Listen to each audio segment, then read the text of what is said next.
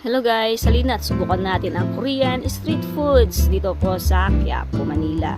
Ang mga pagkain po nila dito ay lahat po ay halal. Kaya pwede po sa mga Muslim at sa mga Kristiyano. Sobrang napakasarap po ng mga dishes nila dito at sobrang napakalambot po yung bulalo po nila. Marami pong pagpipilian na pagkain. Pwede nyo pong orderin pang pamilya, pang date at para po sa lahat. Subukan nyo lang po at pumunta dito sa Quiapo, Manila. At sobrang napakamura po ng mga dishes nila. Sa halagang 99 pesos, may ulam ka na, may kanin ka pa. Gusto mo naman ng only rice, mag-additional ka lang ng 15 pesos. O saan ka pa, diba? O tignan nyo, sobrang sarap ng mga dishes nila. At sobrang dami rin po ang pagbibilian.